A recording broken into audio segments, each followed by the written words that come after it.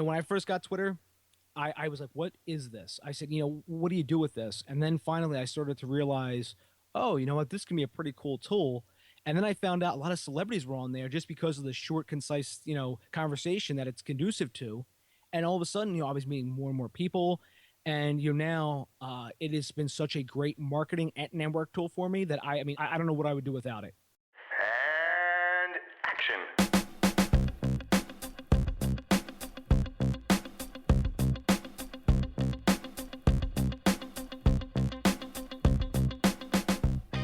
Hello and welcome to Filmmakers Focus. I'm Doc Kennedy, and this week's special guest is Dave Bullis of DaveBullis.com and the Dave Bullis Podcast. Dave is going to be sharing with us his tips on networking online and offline.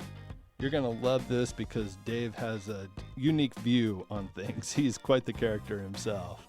And we're going to talk about things that have impacted the people around him as well. So different ideas of networking that we may not consider, stuff that totally intrigued me. I want to give you a quick update on Filmmakers Focus podcast. We didn't release a new episode this last week, and the reason for that is I've decided that every Monday we're going to have a new episode. I'd been tracking the stats, and it just seems like Monday is the day that you all appreciate a new episode. So from here on out, expect a new interview every Monday, and peppered throughout the week, there may or may not be an individual episode. I've done those in the past where we talked about documentary filmmaking, we talked about different podcasts that you should be listening to. These won't be a weekly thing, but if they come about, they'll just be thrown out as an added bonus during the week. But for now on, expect a new episode every Monday. That might get tweaked if I have projects come up that I have to take on, but my total goal is to have a new episode every Monday. If you can do me a favor here, head over to iTunes, leave a review, whatever you think's fair. I love hearing the feedback, the honest opinions of yourselves, so that I can tweak things to where you're getting the most out of your listen. And the thing that means the most is the social shares. So whether you're emailing, Twitter, Facebook, whatever it may be, if an episode has made an impact on you in any way, please feel free to share it because that's what helps the episodes grow. That's what helps the podcast grow. So let's get on with things. Here is my interview with Dave Bullis. And now our feature presentation. Welcome to the show, Dave. Hey, Doc, thank you very much for having me on, buddy. I love your podcast, love what you got going on. I recently heard you do an episode with Ashley Scott Myers, whose podcast is also one that I really enjoy. Can you share with us a little bit about how you got into the filmmaking industry? Sure, I'd love to. First off, I want to say thank you very much for having me on. I really do appreciate it, and I thank you very much for the comments you made about enjoying the episode, that Ashley and I did together because he came on my podcast and I went on his. And now to answer your other question, my whole background in film probably started around 2006. What I was doing then was I got really big into screenwriting, and I didn't know exactly where to start. So I, talked to some friends who I actually went to high school with who actually were in the film business, and they gave me some advice, and I ended up shooting a student film right around 2008. It was just me armed with a very primitive digital camera, and I got the book Lloyd Kaufman's Make Your Own Damn Movie and Robert Rodriguez's Rebel Without a Crew, and I shot the movie with some friends. It was my own student film, and we just used, relatives' locations, like their own houses and stuff like that. We shot, whenever we could, usually on Saturday and Sunday afternoons, and we slowly pieced it together. And, from there, I just basically networked a lot. I ended up, doing a lot of different stuff during that time. So from 2009 to about now, I've went to a lot of networking meetings. I've started my own podcast. I figured out how to do a lot of things myself. And, I've seen Pennsylvania go from sort of like a pretty good, I don't want to say Mecca of the East of film, film destination, but it got pretty big at one point. And then all of a sudden now it's dropped down to almost nothing because everything goes to Pittsburgh now. But, I've had a really good experience thus far in, making films here in Pennsylvania. And I've been very, very fortunate, and I get to go on your podcast now, Doc, and talk about it. Yeah, you're blessed, aren't you? Yeah, seriously, yeah, it's great. That's awesome. It's great to being able to meet people like you and who think I have something to say. Maybe I don't. I don't know, Oh, but I tell you what, Dave, and this is the honest truth. I wanted you on here because I knew you did have something to say, and it's something worthwhile. Because just hearing about how you've been able to connect with other people. Now, you do come across as someone who's probably got that personality that you just walk up to anybody and say hello, and they love meeting you, and you just come across that way. And that's such a great gift to have as a person. Has that always been that way? Is that something that you worked into? And is that the truth? well, it is the truth. Because I have been. Well, I started to notice a trend. A lot of people basically were like, Dave, how do you network? And two, would you be a producer on my podcast or a producer for my film? And I started to notice, I said, why would, you guys want me to be a producer? And they said, well, all these people, you seem to have all these contacts. Every time we talk to you, you're talking to somebody new. And, you know, it was almost like I was on autopilot for a while. It was almost like I wasn't even trying to meet people. It was just I was meeting people because they were introducing me to other people. I ended up getting introduced to the producers of No Living Dead, the original 1968 version, through a friend of mine who I had do artwork for me, and I got to talk to them for a while, and and then I had John Russo on the podcast. It's been very fortunate where I've been able to sort of just I met one person and networked and been able to be introduced to a lot of other people. So, but it is something I've worked at, though. I've noticed a lot of times, catching myself if I'm ever doing something which like would be considered to be taboo or something that would be considered too negative. I made sure that I would catch myself before I ever did that. And also, I know this other just a quick note is like humor. I've noticed that never actually make because humor is so subjective. Yeah. And humor is some people get it and some people don't. Yeah. So sometimes I just make a quick joke about myself and just to see, because humor is a very good disarmament tool. Mhm. Because if you go up to somebody make a joke, most people will catch on. But that's something I always earn the caution of. Just don't say don't tell a dirty joke if you have one. But yeah, it is something that I've worked at for a while. Yeah. So, how has networking impacted your career? And how do you view it? Because I'll tell you how I view networking myself. For me, it's just going out and making a friend. And I'm not looking for anything in return. If something happens, great. But if I just start at the basis of making a friend, then it's going to be a win-win either way. Yeah, I would concur with that because it is good to make a friend. If somebody like for instance Twitter, I use Twitter a lot. It's my favorite social media platform. Yeah, same And if here. I meet somebody on there, I great, because I don't mind anybody ever tweeting at me. Even when people just they follow me and then they ask me to donate to their campaign, their crowdfunding campaign. I very rarely will ever donate to anybody that does that to me because I have no idea who they are. Yeah. But for the most part, whenever I'm going out to network and I know in my mind what I'm networking for, I usually have a certain person or persons in mind. And for instance, I'll give you an example. My 100th podcast episode, I had a couple people in mind who I wanted to have as guests, and I was able to, through different connections, I was able to talk to all of their managers about it and their assistants in some cases, and just to talk to them, say this is what the podcast is, and this is why I want to have them on. I got a response from every single solitary person that I asked to be on the 100th episode. They all declined except for one, who was Don Barris. Don actually works for the Jimmy Kimmel Live show. He's he's the warm up guy, but he also works behind the scenes. Don is an amazing guy. I knew he was ultra busy, and I didn't think I was going to be able to get him. So the other people I asked were David Lynch, Sylvester Stallone, and M. Night Shyamalan, and there's about 3 or 4 other people I can't remember. But I basically had like a list of 10 people that I wanted to have as that 100th guest. And I wanted to be able to offer them something of value because I just didn't want to ask them, for the sake of asking them, just to have, David Lynch or, whatever on. But, I got to be honest, all of their managers, all of their assistants are all extremely polite. they're like, listen, whenever you want to come, whenever you want to, pitch us something, please, feel free to email us. And I think it's, because I was so upfront and I sent a very nice message and I said, this is exactly what I can offer them. I think that it proved the point. And also because I think they looked at the podcast and they realized that I've had on some pretty cool people like Cassian Ilves, and I've had on like Morgan J. Freeman. I mean, those two guys are pretty well known throughout in Hollywood. Yeah. So how has the podcast itself impacted your networking per se? Because I love what it's been able to do for me, especially in networking in my own community, just helping people get the exposure that they want and helping me gain these different relationships. Would you recommend podcasting to others? And how has it impacted your local network? I would and I wouldn't recommend it to everyone.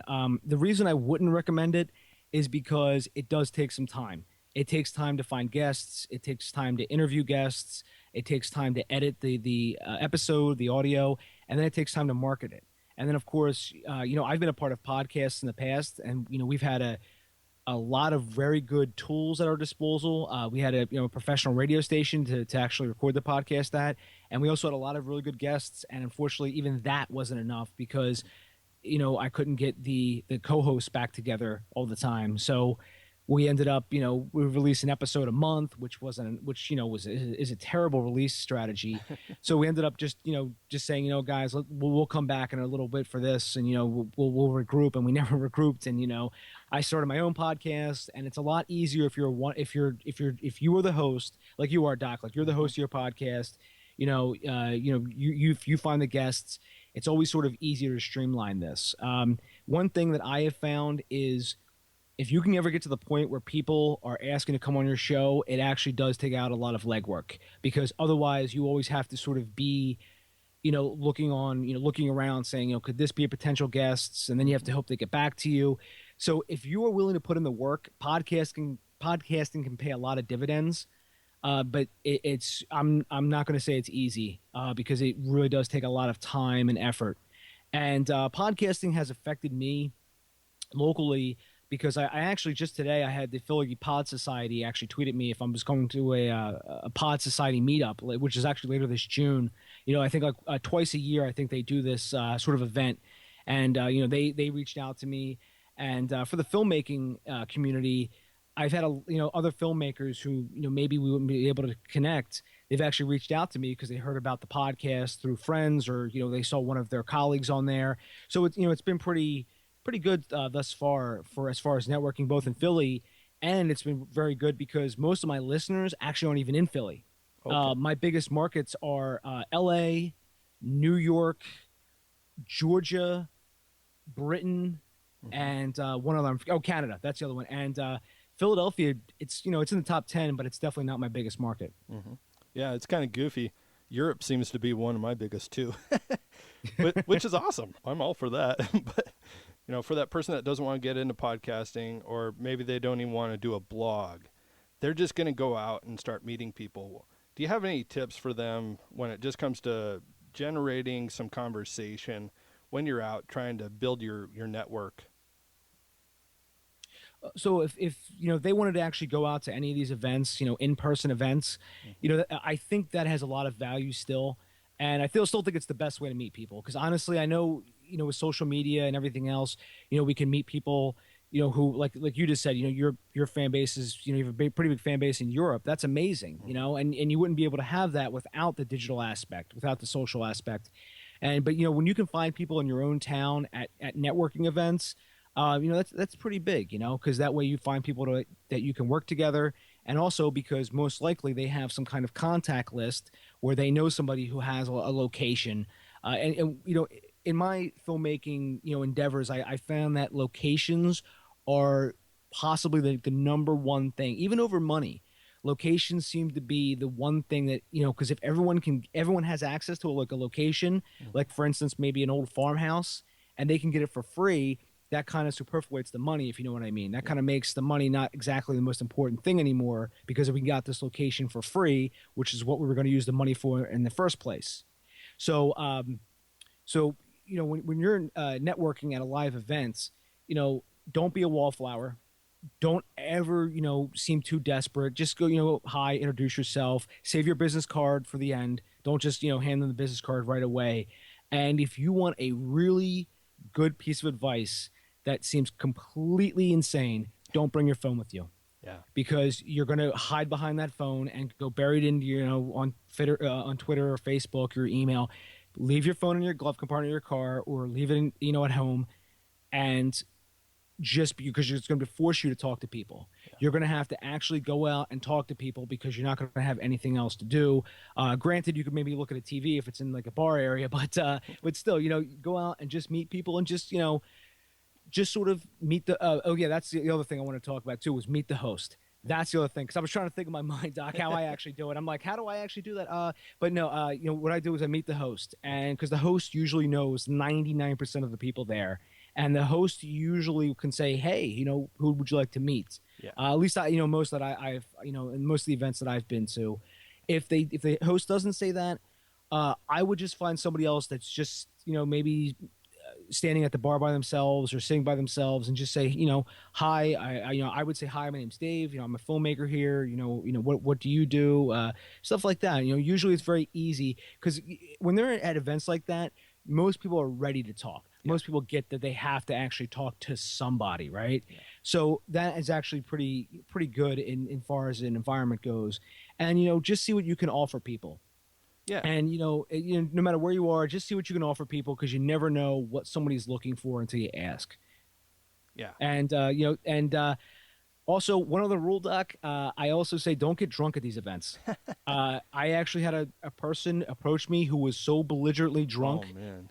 And the next time I met them, I had no idea who they were, because they weren't like belligerently drunk. And he goes, I'm sorry about that. I really would like to work with you, Dave. And I just had like a flashback of this person drunk. That can totally ruin your vision of what it would be like to work with them, Exactly. All I could think about was them getting drunk and doing something crazy. Sure. It's just things like that, that can really sort of help you out. And when you do have, those business cards at the end, if you do have a handful of business cards, make sure you connect with those people on, see if they have, a Facebook, a Twitter. Email is always going to be king. But, as long as you're able to connect with those people, and if you did say you're going to follow up with somebody, make sure you do that, because people love people who actually do that type of stuff. Yeah, I agree. We had Mark Sieverkrop on one of our earlier episodes, and he does a lot of networking stuff. And he always talks about the idea of sending a personal note to someone, how a handwritten note can change everything, because in this electronic age, anybody can send an email. But you have to actually take some time and effort in doing something that's handwritten. So, I think there's something in that as well. And that kind of ties in with meeting in person. Like you were talking about, that's definitely the best way still. I mean, podcasting is great, blogging is great, Twitter's great, but you can't replace the handshake, that in-person conversation where you actually get to know someone, whether they're drunk, or not, you're actually getting to see someone in, hopefully in that scenario, it's not their real light, but you're getting to meet somebody on a different level that you wouldn't otherwise. I wanted to ask you, since Philadelphia feels like it's kind of a dying film area, how have you been able to keep your motivation up for getting out and meeting people and actually keeping your career going in that market? Well, you are right, because the film tax credit was capped off, and everything does go to Pittsburgh now in Philadelphia. Or, sorry, in Pennsylvania, and what I've done is I've focused on not only the podcast, but I've also focused on becoming a better writer. Mm-hmm. And one thing I wanted to focus on was screenwriting, because I said to myself, Doc, I said, if I had to become great at one thing, what would that be in the whole filmmaking process? And I said, you know what, I want to become really good at screenwriting. So that's what I started to study, and that's what I've been focusing on, because it doesn't cost you money to screenwrite. I know a lot of people probably just heard that and probably freaked out, but but in reality, it's just you and a notebook, or you and your laptop, or or what have you, because that's something that Craig Mason on Script Notes was talking about. Was he actually mentioned that it doesn't cost money to do screenwriting, and a couple people were like, of course it does. But it's just, if you're just writing, even if it's just you and a legal pad, as a lot of screenwriters write, you can go in your own house, you can go to a Starbucks, and it's a lot different than actually, filming something, obviously.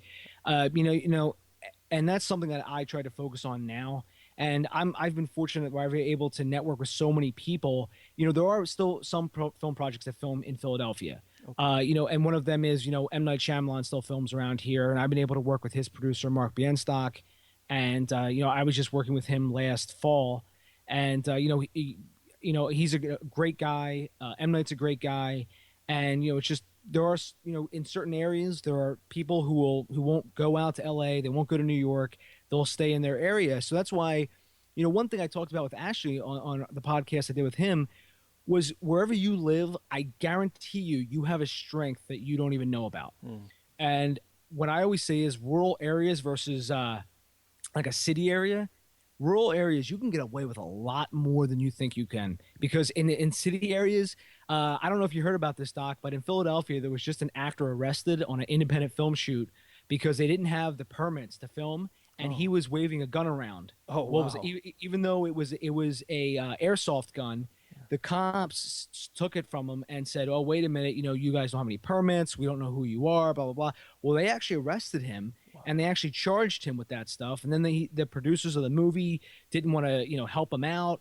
And I mean, it was a whole mess. Wow. I mean, but if I went to a rural area and I decided I want to have people wave around guns and stuff, airsoft guns, I'm willing to bet my bottom dollar that I could get away with it a hell of a lot easier than if I lived in Philadelphia. And I mean, I've shot stuff around my house because I live right outside of Philadelphia, and there's a huge state park down the street, and we got to go there. And I was up front with the people that run the park about what I wanted to do, and they said, you're on 100 and some odd acres of forest. They were like, you can do whatever you want as long as you don't burn the place down or set off any explosions. They were like, you can pretty much do whatever you want around here. And when we were filming, Doc, I didn't see a single other person on my film set. It was just isolation. So if you do live in the middle, quote unquote, middle of nowhere, there might be a lot more you can do than you think you could. Everyone always has access to, like a wooded forest area. Or maybe even has access to their own house, for instance. You're just thinking about things that you already have access to that you can use to do, to film and just to go back to what I was talking about, you might have access to a person who has a connection to the film industry. You just don't know it. You might have somebody that lives down the street from you who's could have a connection out there, connection out in LA or New York or wherever. So there's strengths and weaknesses living anywhere. That's one thing that I found out too, in working here in Philadelphia. And even when I got to work with real estate people and location scouts, some of the stuff that they taught me about how to find locations and how to approach people for locations. I mean, even that stuff is like, I've never read it in a book. And I have a ton of filmmaking books. I have an entire bookcase full of stuff. And some of the stuff that they taught me, it isn't in any of the books. And I've always just thought about making a blog post about some of that stuff.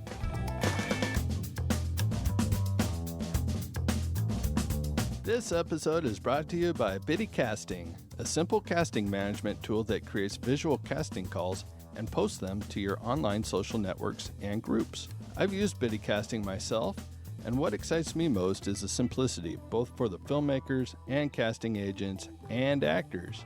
As an actor, all I had to do was click on the link, fill out a short form, add a pic, that's it. So easy. And it's that simple for the filmmaker and casting side too. Stop sorting your talent from your inbox. Check out biddycasting.com today and sign up for a free beta account. And also check out episode 15 of Filmmakers Focus to hear from Biddy Casting co-founder Ryan Nelson and get an in-depth look on Biddy Casting. Biddy Casting. Sort talent, not files. Well, I love what you said about the rural area because for me, it's been the same thing. Even in living in Tacoma, part of the reason that I stay is because I've made all these connections here. I know where I can go shoot. I have access to a lot of stuff, but it's even easier for me to go back to the hometown that I grew up in, Eastern Washington, where it's a town of about 8,000. And my best friend, he's shot a music video there where they had police involved, where the whole town's like they're excited. They put a little print up of him in the local newspaper, and so they give you like this. You don't get an open door policy, of course, but they're excited and they like seeing new stuff coming through. It's not hard to make stuff happen. We could pull out a gun there and it would be normal. So it's not, Yeah. and that's because everybody loves hunting. It's not for anything bad. So I totally agree with what you were saying there, that, it's about doing what you can where you are with what you have, and not worrying about being in the big city, being in LA or whatever it may be, just going with what you have.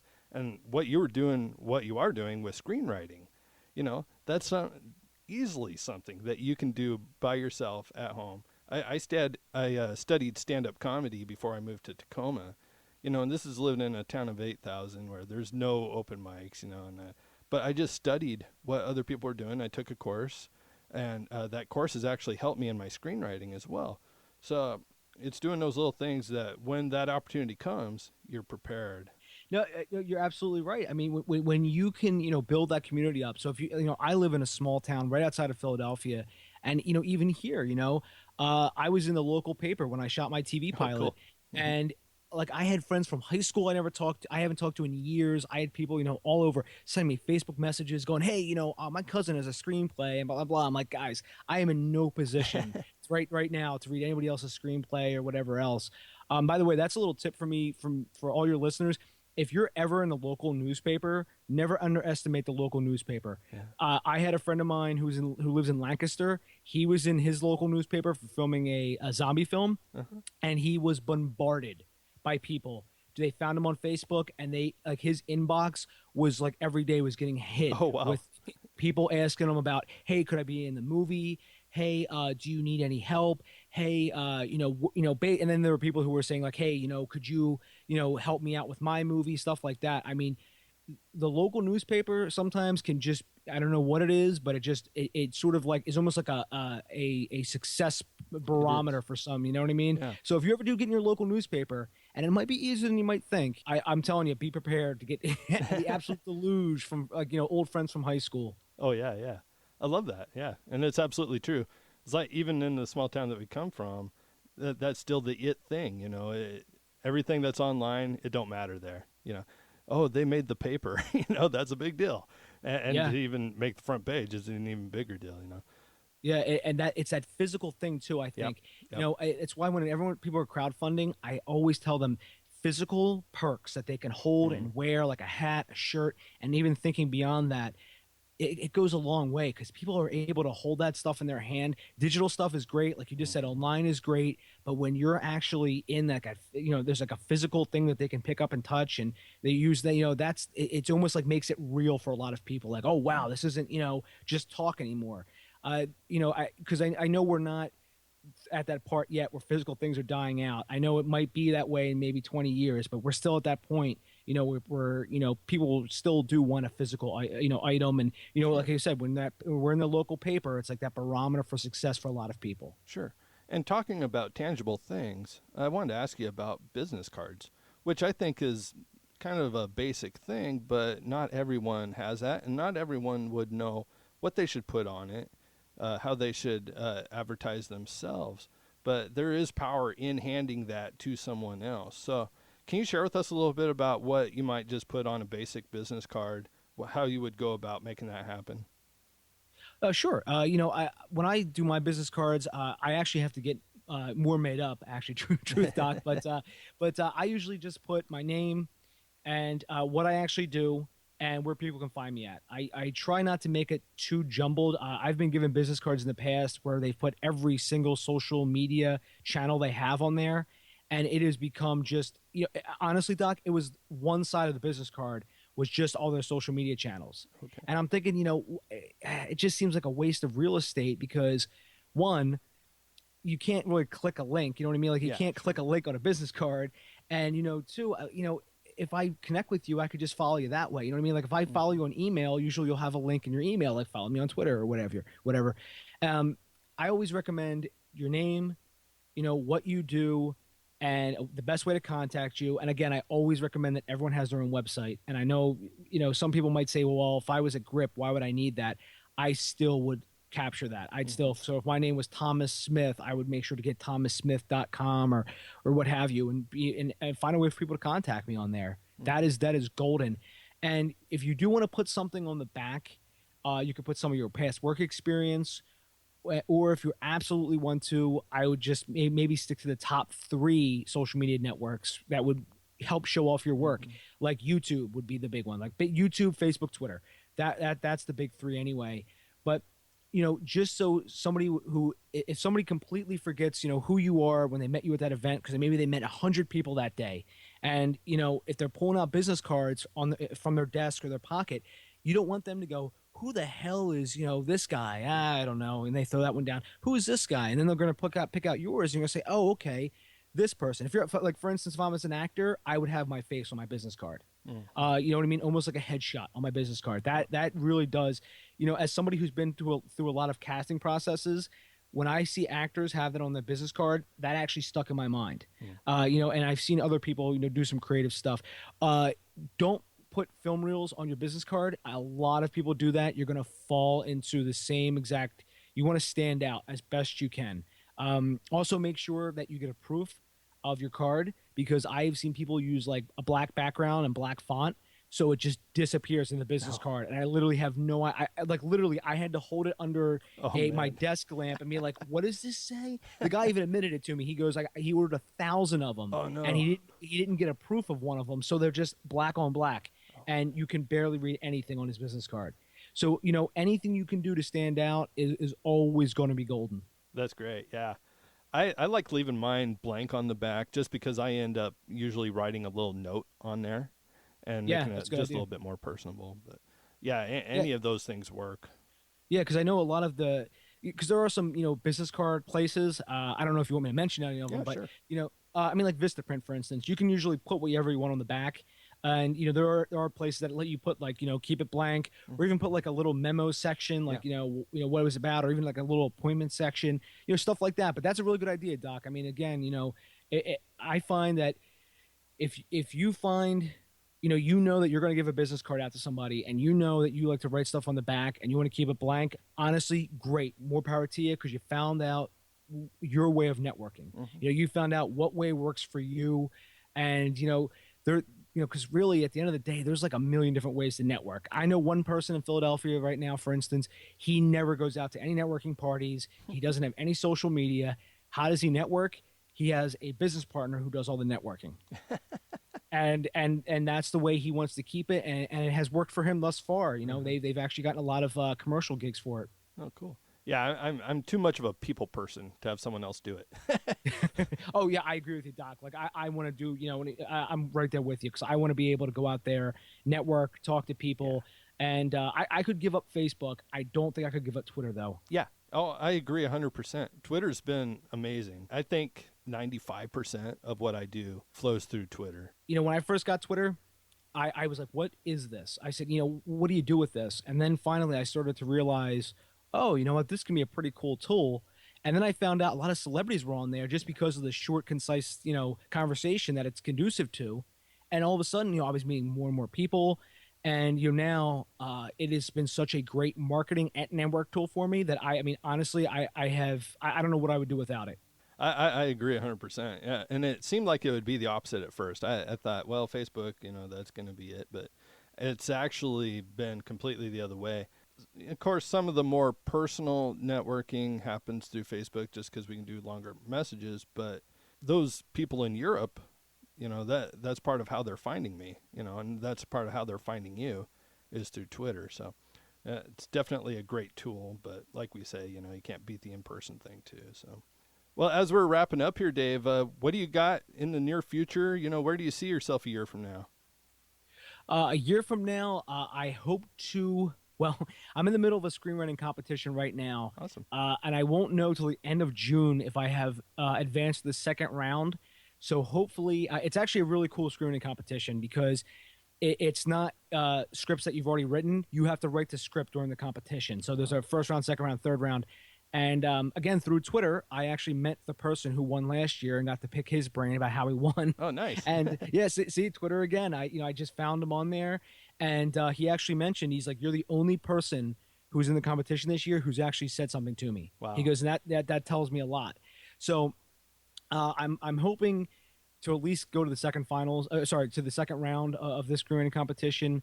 I'm working on a couple of scripts right now, so hopefully a year from now, I have my about 2 or 3 scripts done, and they're ready to go. Meaning they're not, they're beyond the first draft. And I also hope to have crowdfunded my graphic novel by then. I know people who listen to my podcast have heard me talk about it, but there's a graphic novel I've been working on sort of as a back burner project, and I hope to crowdfund that before the end of the year, and maybe even before the fall.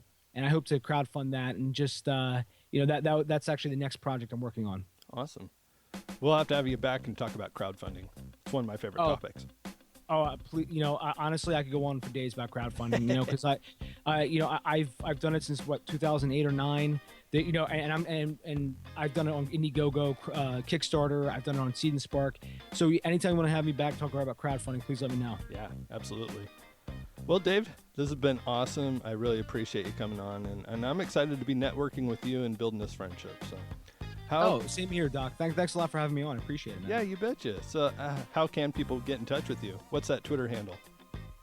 Twitter, it's at Dave_Bullis. So please remember the underscore, because there's another guy named Dave Bullis who gets hit all the time by people looking for me. So it's at Dave_Bullis, and you can always find me at DaveBullis.com. Awesome. You'd think that he would just give you the handle. Yeah, and there's another person named at Bullis, and I've been trying to get that handle. I thought one of them would just be like, look, just take it from us. Yeah, please. Yeah. Well, this has been awesome, Dave. I appreciate you coming on. Blessings. Oh, my pleasure, Doc. I want to say thank you very much for having me on, and always feel free to reach out to me.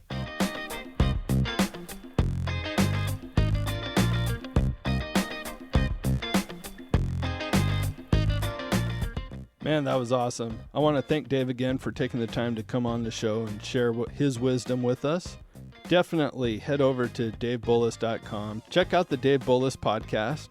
Make sure you're following Dave on Twitter and that you're on iTunes or whatever platform you use, that you're listening to his show, because he's getting great guests on, and I know that it's going to impact you greatly.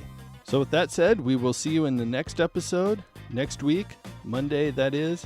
And I look forward to talking to you all soon. Go and grow.